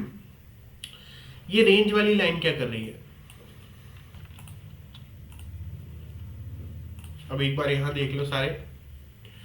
फॉर आई इन रेंज, मैंने आपको बताया था कि आई को एक रेंज मिल जाएगी। सपोज अगर मैं यहाँ इस लाइन की जगह एक नॉर्मल लाइन लिखता, इस पूरे प्रोग्राम को ही कमेंट आउट कर देते हैं एंड यहाँ एग्जांपल देखें, फॉर आई इन रेंज 0,5, ये मैंने लिखा, प्रिंट आई। तो क्या होगा, एक रेंज जो है वो सिर्फ एक लिस्ट ही तो है जो 0, 1, 2, 3, 4 ये आपको रिटर्न करने वाला है। ठीक है, 0, 1, 2, 3, 4 ये नंबर्स रिटर्न करेगा। अब अगर मैं यहाँ एक स्टेप दे दूं, फॉर एग्जाम्पल मैंने स्टेप दे दी 2, तो ये जो नंबर्स के बीच का गैप है ना उसको 2 कर देगा। यानी 0 के बाद कंसेक्यूटिव नंबर नहीं आएंगे, 0 के बाद सीधा 2 आएगा, 2 के बाद सीधा 4 आएगा एंड इस तरीके से ये लिस्ट कंप्लीट हो जाएगी। तो जो अपन ने रेंज दी है, जो अपन ने स्टेप दी है रेंज के अंदर, उससे फर्क पड़ता है कि रेंज के अंदर कौन कौन इंक्लूड हो रहा है। अगर मैं यहां पर 0 से लेके -5 की रेंज चलाऊं और -1 की इंडेक्स दे दूं, तो जब तक 0 से -5 तक नहीं पहुंचता तब तक ये पहले 0, फिर -1, फिर -2, फिर -3, फिर -4, इस तरीके से ये चीज रन करेगी। ओके, अब इस लाइन में भी मैं कुछ ऐसा ही कर रहा हूं, इसको कॉपी करते हैं। ये मैंने लिख दिया -1 से स्टार्ट करके -n तक मैं -1 की रेंज से चला रहा हूं। तो रेंज क्या बनेगी इस केस में, अगर इसको भूल जाए,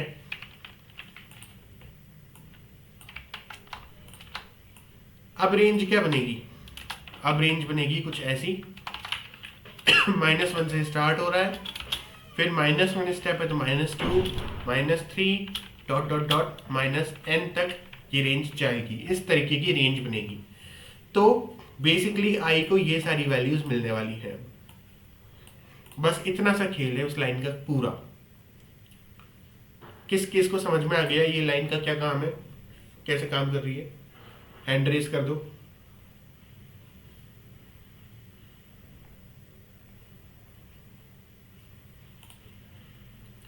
सिर्फ 2 लोगों ने हैंड रेज कर रखा है। -n -1 आएगा दीक्षांत, क्योंकि अपन नेगेटिव में चल रहे हैं।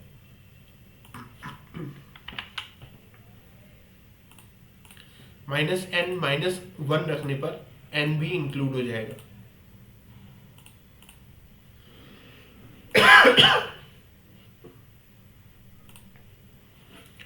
अभी बाकी लोग जिनको समझ नहीं आया, एक काम करते हैं, रन करके ही दिखा देते हैं।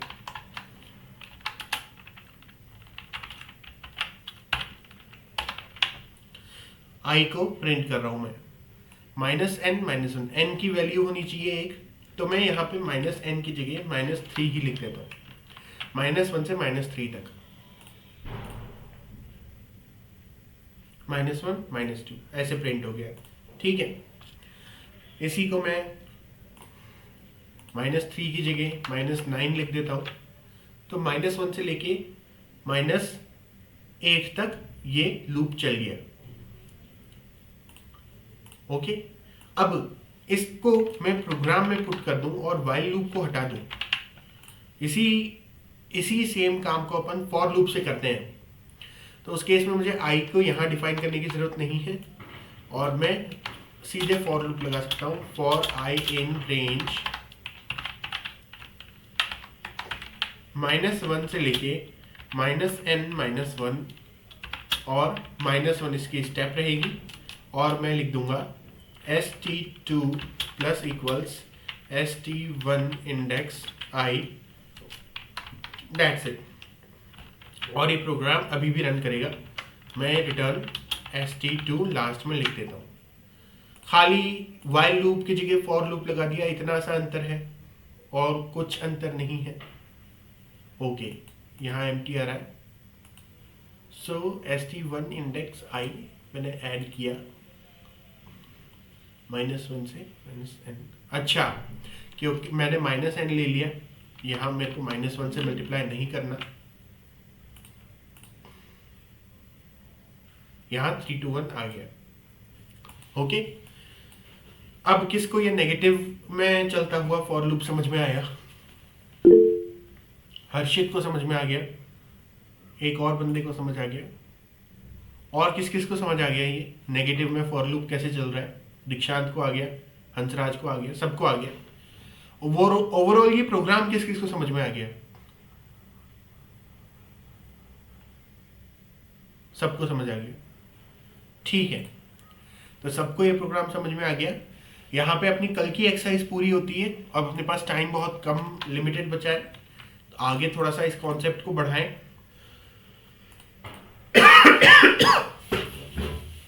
आज पाइथन के अंदर 2 कॉन्सेप्ट और बच रहे हैं मेजरली। इन दोनों कॉन्सेप्ट को कवर करके पाइथन की बेसिक आज कंप्लीट कर देंगे। फिर जो मैं आपको एक्सरसाइज दूंगा उसे अपन सॉल्व करेंगे लेटर ऑन कल, और उसके बाद अपन मूव ऑन कर जाएंगे HTML एंड CSS के पार्ट पे। तो आज 3rd डे पर आपकी पाइथन की सारी बेसिक्स कंप्लीट हो जाएंगी, जितनी आपको रिक्वायर्ड है जेंगो के लिए। वरना कभी भी ये बेसिक कंप्लीट नहीं होने वाला। आपको जितनी रिक्वायरमेंट है जेंगो के लिए उससे ज़्यादा मैं आपको बता रहा हूँ। तो अब एक और कॉन्सेप्ट है फाइल हैंडलिंग का, जिसकी वैसे तो आपको बहुत ज़्यादा ज़रूरत जेंगो में नहीं पड़ेगी, क्योंकि वहाँ हम डेटाबेस का काम लेते हैं, बट आपको फिर भी आना चाहिए।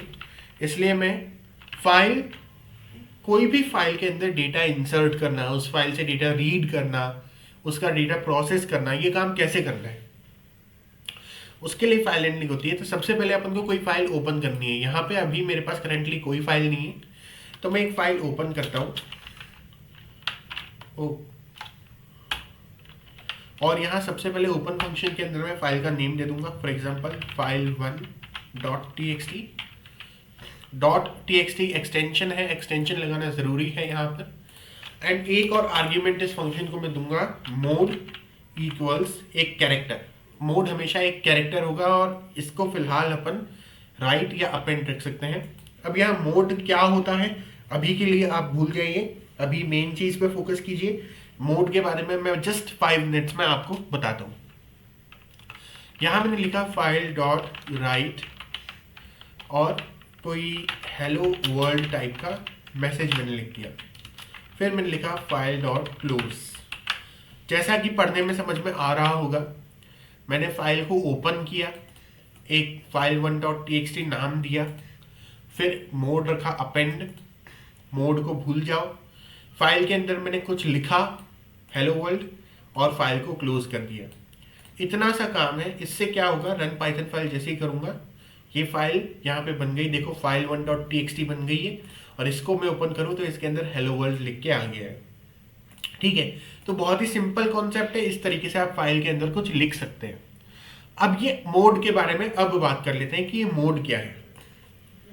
देखो मोड आपके लिए अलग अलग तरह के होते हैं और ये आपको फाइल किस पर्पस से ओपन करनी है वो डिफाइन करता है। जिस भी पर्पस से आपको फाइल को ओपन करना है उस हिसाब के फंक्शंस और यूटिलिटीज आपको प्रोवाइड हो जाएंगे। फॉर एग्जाम्पल, अब यहाँ मोड कौन कौन से तरीके के होते हैं। मोड होते हैं, सबसे पहले तो एक होता है अपेंड, एक होता है आपके पास राइट, एक होता है आपके पास रीड, एक होता है आपके पास अपेंड बाइनरी, एक होता है राइट बाइनरी, एक होता है रीड बाइनरी।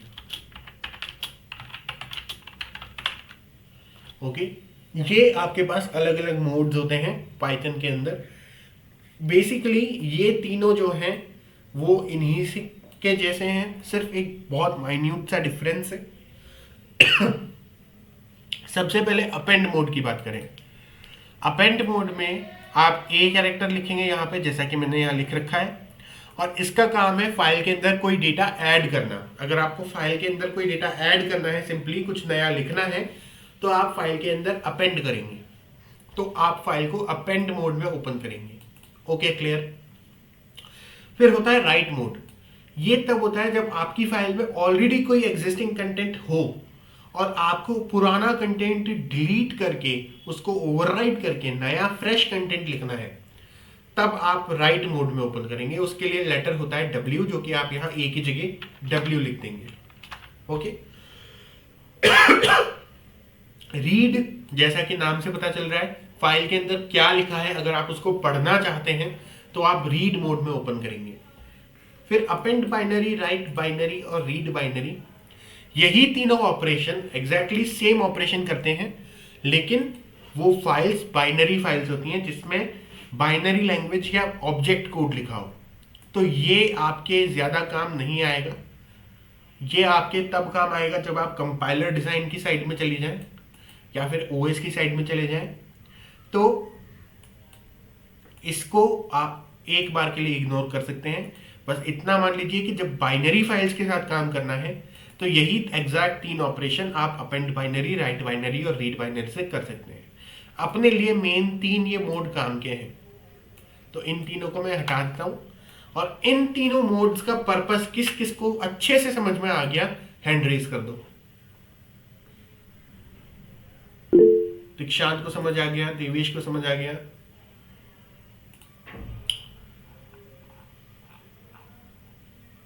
ओके, सबको समझ में आ गया, ठीक है। और एक और बात, ये जो मैंने स्टार्टिंग में फाइल का ऑपरेशन किया है ये कैसे काम कर रहा है, ये सबको समझ में आ गया। ये किस किस को समझ में आ गया, ठीक है, ऑल गुड। अब इन तीनों चीजों को हटाते हैं और आपको एक बार करके दिखाता हूं अलग अलग ऑपरेशन कैसे होते हैं। आपने ऐड करना देख लिया। अब अगर मैं इस प्रोग्राम को दोबारा रन करता हूं एज इट इज बिना कोई चेंज के, एक बार और रन हो गया। अब फाइल के अंदर देखें क्या है, ये देखो हेलो वर्ल्ड 2 बार लिखा आ गया, एक बार पहले से लिखा हुआ था और एक बार और लिखा हुआ आ गया। अब मैं इस फाइल को एक बार और रन करता हूं, और देखो ये तीसरी बार भी लिखा हुआ आ गया। जितनी बार रन करूंगा उतनी बार लिखा हुआ आ जाएगा, बट ये एक ही लाइन में लिखा हुआ आ रहा है। इसका रीजन ये है, जब हम फाइल के साथ काम कर रहे हैं तो जो फाइल के अंदर कर्सर है उस कर्सर को हमें मैनिपुलेट करना होता है। तो कर्सर को जब तक आप नेक्स्ट लाइन में नहीं लाओगे तब तक आप उसी लाइन में ऐड करते जाओगे या उसी लाइन से रीड करते जाओगे। तो नेक्स्ट लाइन में कर्सर को कैसे लाना है? कर्सर को नेक्स्ट लाइन में लाने के लिए आप जो स्ट्रिंग है उसके अंदर एक एस्केप सीक्वेंस ऐड कर सकते हो। कल किसी ने पूछा भी था एस्केप सीक्वेंस /n की होती है नहीं, पाइथन में होती है। /n एक एस्केप सीक्वेंस इस तरीके से आप ऐड कर सकते हो। ओके, कॉन्केटनेशन कर रहे हैं। एंड अब यहाँ पर अगर मैं इसको रन करता हूँ तो जो लाइन है वो चेंज हो गई। आप देखो सेकेंड लाइन में आ गया। अब मैं इसको एक बार फिर रन करता हूँ, अब फिर से देखो थर्ड लाइन में आ गया। मैं इसको एक बार फिर रन करता हूँ, एक बार फिर रन करता हूँ, एक बार फिर रन करता हूँ, अब देखो नेक्स्ट लाइंस में ये आता जा रहा है। ठीक है, इस तरीके से अपेंड मोड काम कर रहा है। एस्केप सीक्वेंस की वजह से आप लाइन चेंज कर सकते हो। ये तो फाइल में लिखने की बात हो गई। अच्छा, अगर मैं चाह रहा हूँ कि ये सब जो है ये मेरे काम का नहीं है, मुझे तो स्टेटमेंट चेंज करना है और इस फाइल को ओवरराइट करना है, तो मैं यहाँ हेलो वर्ल्ड की जगह I am a Python programme लिख देता हूँ। और अब मेरे को ये जो पुराना कंटेंट है इसको डिलीट करना है। अब अगर मैं इसको रन करूँ तो ये डिलीट नहीं होगा, ये आगे लिखा हुआ आ गया, लेकिन ये पुराना डिलीट करना है मेरे को। तो मैं क्या करूँ, तो मैं राइट मोड को यूज करूंगा। जैसे ही मैंने ए की जगह W लिख दिया, अब मैं इसको रन करूं तो ये देखो पुराना सारा इरेज हो गया, केवल ये I am a Python programme. लेकिन ये सेकंड लाइन में आ रहा है, क्यों? फर्स्ट लाइन में क्यों नहीं लिखा इसने? क्योंकि हमने फर्स्ट लाइन में जब कर्सर था तो जानबूझ के एस्केप सीक्वेंस देके उसको सेकंड लाइन में हम लाए हैं। तो इसके लिए हमेशा ही एस्केप सीक्वेंस जो होती है रिकमेंडेड है कि आप लास्ट में दें, ना कि स्टार्टिंग में। यहां एस्केप सीक्वेंस जब देंगे तो कोई प्रॉब्लम नहीं होगी। अब मैंने रन किया, फर्स्ट लाइन में आ गया और नेक्स्ट लाइन के लिए अपने आप ही कर्सर नीचे चला गया। तो अब जब आप नेक्स्ट लाइन को फिर से एग्जीक्यूट करोगे, फिर से नेक्स्ट लाइन यहाँ आ जाएगी। एक मिनट, ये क्या हो? अच्छा, हम राइट मोड यूज कर रहे हैं। अगर मैं अपेंड मोड यूज करूं, अब ये देखिए नेक्स्ट लाइन यहाँ आ गई। फिर से अपेंड मोड यूज करता हूं, नेक्स्ट लाइन यहाँ आ गई एंड कर्सर आगे बढ़ता जा रहा है। ओके, राइट और अपेंड किस किस को समझ में आ गए अच्छे से?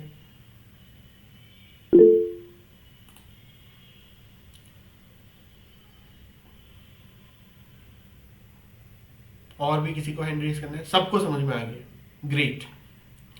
ठीक है, अब रीड की बात कर लेते हैं। ये तो हो गई फाइल में लिखने की बात। अब रीड कैसे करना है? अब जो इस फाइल के अंदर लिखा हुआ है, मान लो मैंने ये सेंटेंसेस लिख दिए, तो मैं फाइल को रीड मोड में ओपन कर सकता हूँ। File equals open file1.txt mode equals R दे दूंगा तो वो रीड हो गया।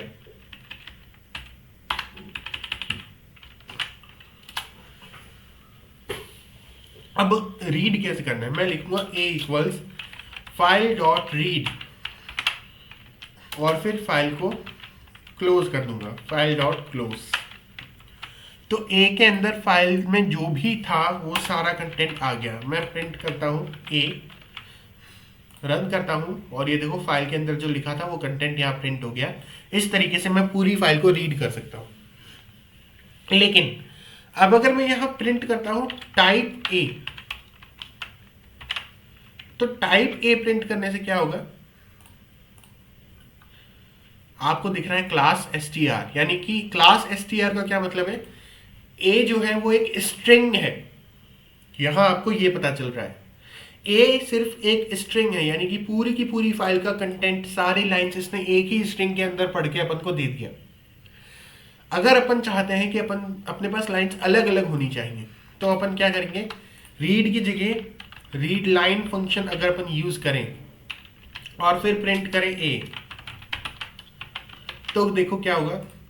तो अपने पास सिर्फ एक लाइन आई है इंडिविजुअल, जो कि फर्स्ट वन थी। ओके, अब अगर मैं यहाँ पे लाइंस चेंज कर दूं, I am a Python programme, यहाँ मैंने लिख दिया 1 2 3। अब मैं इसको रन करता हूँ और एक बार फाइल डॉट रीड लाइन के बाद यही सेम लाइन एक बार और पेस्ट कर दी मैंने, 2 बार रीड कर रहा हूँ मैं। और इस वाली लाइन को एक बार मैंने यहाँ रखा और एक बार मैंने यहाँ रखा। सबसे पहले इसने पहली वाली लाइन पढ़ी, फिर इसने दूसरी वाली लाइन पढ़ी। और आप ये ध्यान दें कि एस्केप सीक्वेंस जो है, कर्सर नेक्स्ट लाइन में मूव होने वाला, वो काम भी अच्छे से हो रहा है। तो एक एक करके चांस बाय चांस ये सारी लाइंस को रीड करेगा। कौन सा फंक्शन? Read line function. यानी कि एक लाइन को रीड करके ये कर्सर को नेक्स्ट लाइन में ले जाता है। तो अगली बार जब अपन रीड लाइन को कॉल करेंगे तो नेक्स्ट लाइन रीड होगी एंड फिर कर्सर नेक्स्ट लाइन में पहुंच जाएगा। इस तरीके से रीड लाइन काम कर रहा है। अब एक और मास्टर फंक्शन होता है जो कि मेरा मोस्ट फेवरेट फंक्शन है एंड उस फंक्शन का नाम है रीड लाइंस। आप एक एस लगा दो इसके आगे, बस रीड लाइन्स हो जाएगा। अब मैं करता हूं प्रिंट ए और अब देखना क्या होता है। यहां आपको एक पूरी लिस्ट मिल गई है, उसके अंदर अलग अलग स्ट्रिंग्स है और हर एक स्ट्रिंग के अंदर एक लाइन है। यानी फर्स्ट लाइन एक अलग स्ट्रिंग है, सेकेंड लाइन एक अलग स्ट्रिंग है, थर्ड लाइन एक अलग स्ट्रिंग है। और यहाँ आपको क्लियरली जो स्लैश एन कैरेक्टर है या escape sequence new line character जो भी आपका हो वो भी दिख रहा है। तो अगर मैं प्रिंट ए की जगह लिखता हूँ फॉर आई इन ए और प्रिंट आई, मुझे सारी लाइंस एक एक करके प्रिंटेड मिल जाएंगी यहाँ पे, ये इस तरीके से। ये 3 ऑपरेशन होते हैं अपने पास रीड के लिए। किस किस को अच्छे से ये सारा कॉन्सेप्ट समझ में आ गया? हैंड रेज कर दो। अब तक मैंने फाइल हैंडलिंग में जो कुछ भी बताया सब कुछ अच्छे से समझ में आ गया तो हैंड रेज कर दो।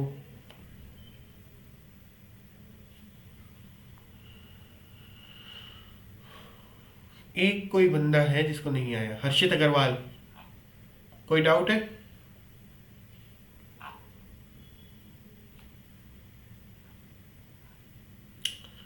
हर्षित क्या डाउट है? क्या समझ में नहीं आया? अच्छा अब आपको भी आ गया।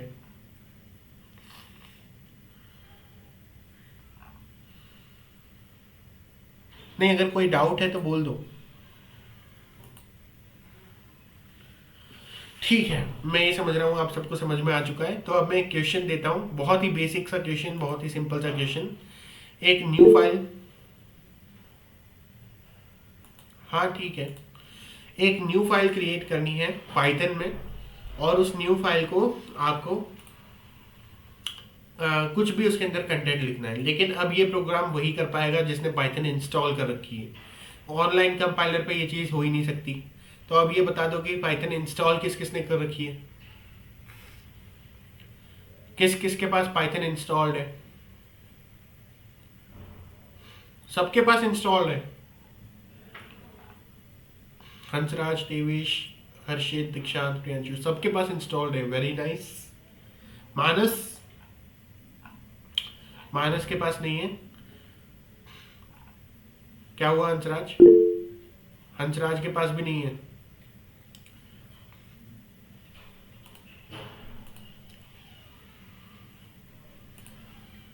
अब देखिए आपके पास क्योंकि पाइथन इंस्टॉल्ड नहीं है, आप ऑनलाइन कंपाइलर पे, ऑनलाइन इंटरप्रेटर पे फाइल हैंडलिंग के क्वेश्चंस नहीं कर पाएंगे। तो उसके लिए मैं आपको उसका भी जुगाड़ कर रहा हूँ। गूगल कोलैबोरेटरी,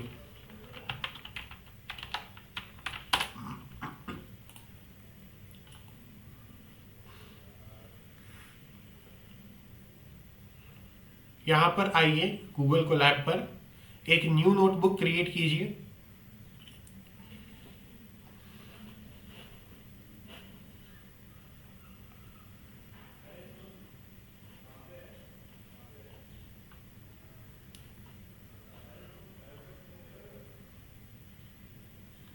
और इस न्यू नोटबुक के साथ अब आप यहां पर देखिए, इस वाले आइकन पर क्लिक करेंगे, आपको एक VM, एक वर्चुअल मशीन अलॉट होने वाली है।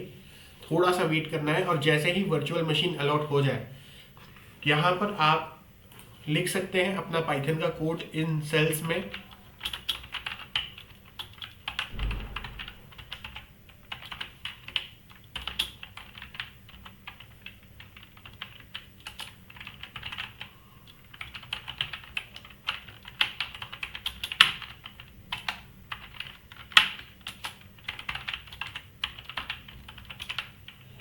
और इसको जब आप एग्जीक्यूट करेंगे तो यहां पर आपके लिए फाइल क्रिएट हो जाएगी।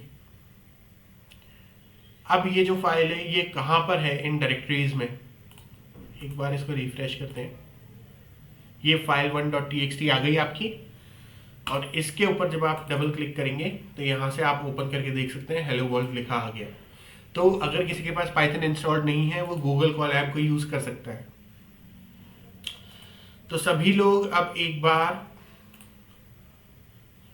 ये क्वेश्चन करो कि समझ में तो सबको आ गया, सबने हैंड रेज किया था। तो अब आप लोग एक न्यू फाइल क्रिएट करिए। क्या हुआ, हैंड रेज कर रहे हैं आप लोग, कोई डाउट है?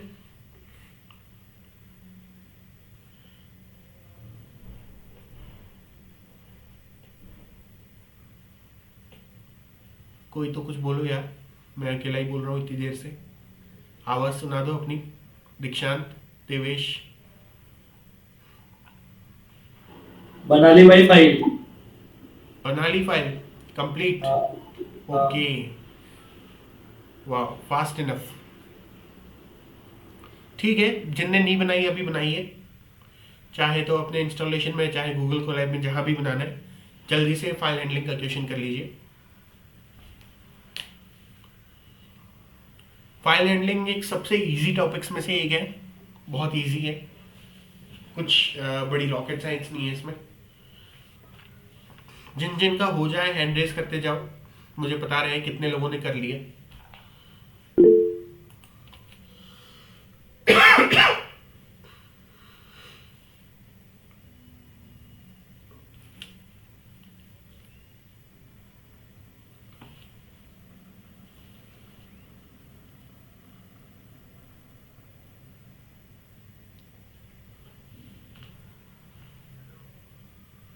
हेलो हर्षित। अरे भाई यार मैं बताऊं है गिट आउट हो गया, मैं नेट चला गया, मेरे को 2 मिनट थे। हाँ तो आ जाना, मना कब किया है? हाँ तो मैं बस वही बताने के लिए बोल रहा हूँ।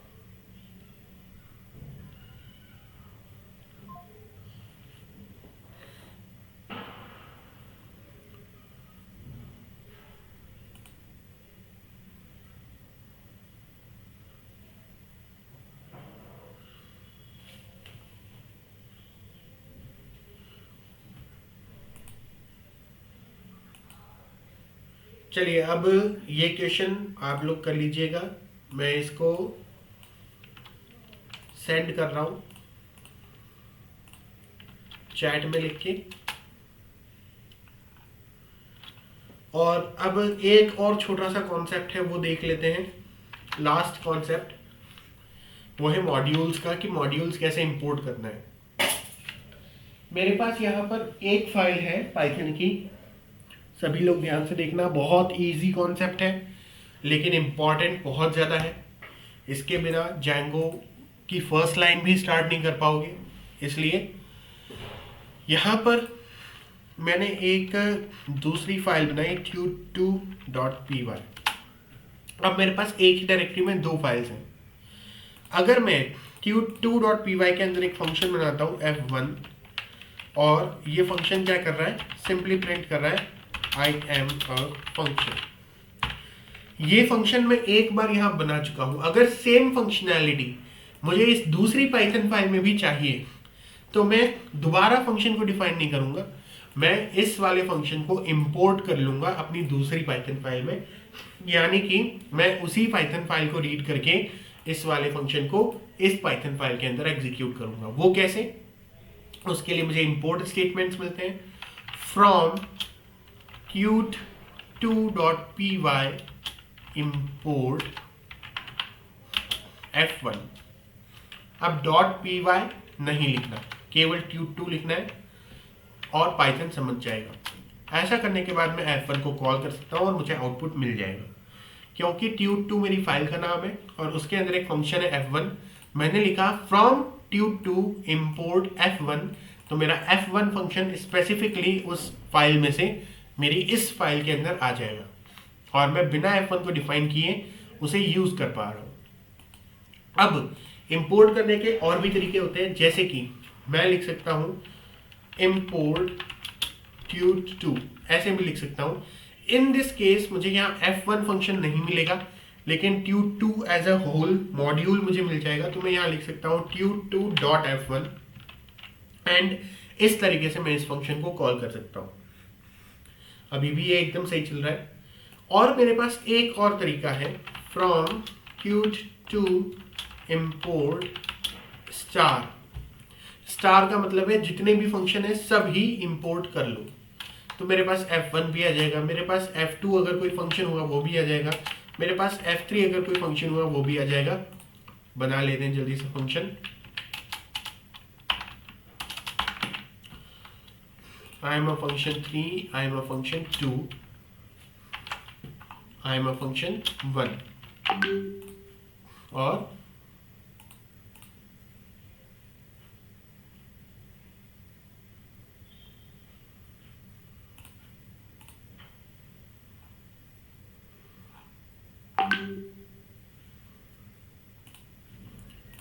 चलो, और इस तरीके से ये सारे फंक्शंस मैंने बना दिए और वो एक्सेसिबल होंगे मेरी इस फाइल से। Okay, f2 is not defined, wait, from tut2 import all, मैंने f2 नहीं रखा इसका नाम, f3।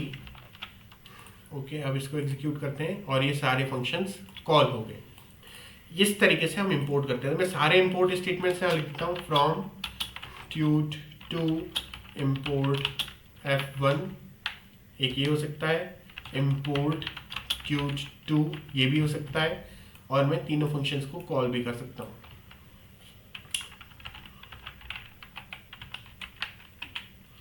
ठीक है, ये भी मैं चैट में सेंड कर रहा हूँ।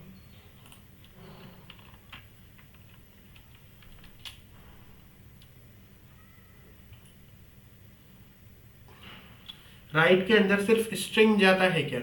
हाँ, राइट के अंदर सिर्फ स्ट्रिंग ही जाएगी, आपको जो भी लिखना है वो स्ट्रिंग फॉर्मेट में आपको कन्वर्ट करना पड़ेगा। और रिपीट फ्रॉम स्टार्टिंग, ठीक है, ये मॉड्यूल वाला कॉन्सेप्ट, राइट। रिपीट कर रहा हूं मैं, अगर आपके पास दो पाइथन फाइल्स हैं, आपके पास एक पाइथन फाइल के अंदर कुछ फंक्शंस हैं जिन्हें आपको यूज करना है अपनी दूसरी पाइथन फाइल में, तो आपको उन्हें दोबारा कॉपी पेस्ट करने की जरूरत नहीं है। आप सिर्फ ये लाइन लिखोगे, इस पाइथन फाइल का नाम फ्रॉम tut2 import, और जो भी आपको इंपोर्ट करना है, स्टार का मतलब है सब कुछ इंपोर्ट कर लेना। और अगर आप कोई एक फंक्शन इंपोर्ट करना है तो आप f1 लिख सकते हो, या उस फंक्शन का जो भी नाम है वो लिख सकते हो, या फिर आप सिर्फ import tut2 भी लिख सकते हो, केवल उस पूरी फाइल को इंपोर्ट करने के लिए। अगर आपने इन दोनों में से कोई मेथड यूज किया है तो आप इस तरीके से कॉल कर सकते हो, और अगर आपने थर्ड मेथड यूज किया है तो आप इस तरीके से कॉल कर सकते हो। और ये जो फंक्शंस हैं ये आपकी इस वाली फाइल में से रीड करके पाइथन आपके करंट प्रोग्राम में ले आएगा। बस ये बहुत बेसिक सा कॉन्सेप्ट है कि आप मल्टीपल फाइल्स में से फंक्शंस को एक फाइल में कैसे ला सकते हो। कितने लोगों को ये इंपोर्ट का कॉन्सेप्ट समझ में आ गया?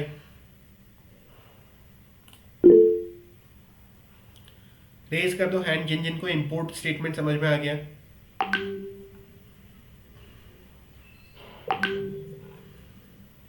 ठीक है, तो अब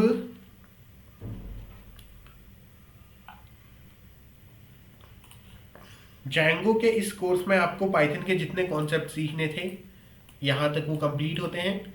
आपको रिटर्न नोट्स मिल जाएंगे, वो रिटर्न नोट्स मेरी वेबसाइट apieducation.co.in पर अवेलेबल होंगे आपके लिए with in a few days. तब तक आप एक्सरसाइज कीजिए और जो कोड्स आपने बनाए हैं उनको अपने पास सेव रखिए। नेक्स्ट क्लास से अपन HTML एंड CSS पार्ट पे कंसंट्रेट करेंगे, और पाइथन जो है इस पे अपन वापस आएंगे जब अपन एक्चुअली जैंगो सीखने के लिए आएंगे। ठीक है, अभी तक किसी को भी कोई डाउट, कोई आशंका? It was all clear? एक बार सभी लोग जिनको लगता है कि ये क्लास में उनको सब कुछ समझ में आया, ये क्लास सेटिस्फाइंग थी, एक बार हैंड रेज कर दो। ओके, मानस, प्रियांशु, हर्षित, दीक्षांत, हंसराज, देवेश, कोई डाउट है आपको? ठीक है, यहाँ पे आपकी पाइथन कंप्लीट। हेलो, एक डाउट है उसमें। हाँ पूछो।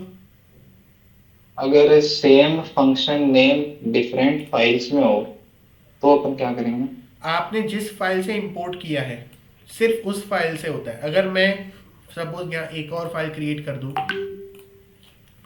tut3.py और यहाँ भी मैं एक फंक्शन बना दूँ f1,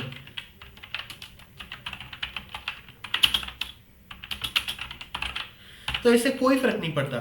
tut3 से अपन को कुछ करना ही नहीं है। आप tut2 फाइल को स्पेसिफाई कर रहे हो कि किस फाइल में से आपको उस चीज को इंपोर्ट करना है, तो आपने जो फाइल स्पेसिफाई की है उसी फाइल का फंक्शन आएगा। tut3 में हो या ना, कोई फर्क नहीं पड़ता। और कोई डाउट?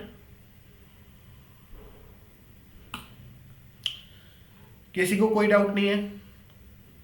अगर कुछ भी समझ में नहीं आया है मुझसे पूछ लो, या रिकॉर्डेड लेक्चर आएगा वो देख लेना। रिटर्न नोट्स आपको मिल जाएंगे with in a few days, और मेरी वेबसाइट apieducation.co.in पर वो अवेलेबल होंगे, वहाँ से आपको देखने हैं। एक्सरसाइज के जितने भी क्वेश्चन दिए हैं सबको सॉल्व करना है, और कल से अपन HTML CSS करेंगे। HTML CSS को ज़्यादा टाइम नहीं देना है, सिर्फ 2 दिन में अपन HTML CSS से मूव ऑन कर जाएंगे, और उसके बाद जावास्क्रिप्ट और जेंगो पे अपन कंसंट्रेट करेंगे। तो अब तक ये जो जितनी भी पाइथन है, कितने लोग ऐसे हैं जिनको ये पाइथन आ गई ऐसा लगता है? ओके ओके आ गई। बहुत एक्सपर्ट तो नहीं होंगे, वो तो प्रैक्टिस से ही होगा, बट कितने लोगों को पाइथन के कॉन्सेप्ट अच्छे से सीखने में आ गए?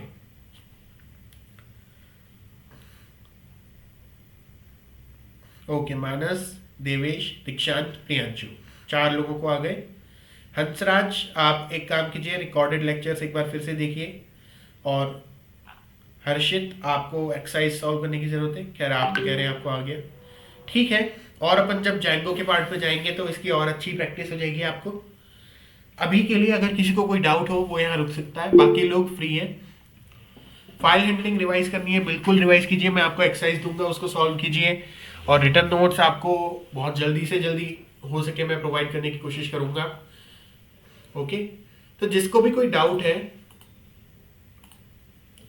वो मेरे से अभी अपना डाउट पूछ सकता है, बाकी लोग फ्री हैं।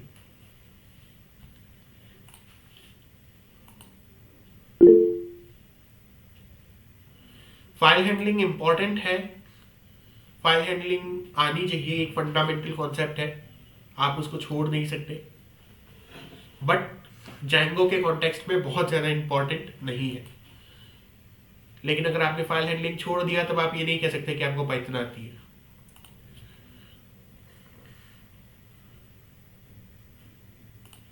ठीक है, और कोई डाउट?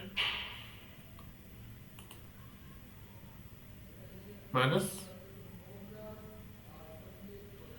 ठीक है, ओके देन, बाय।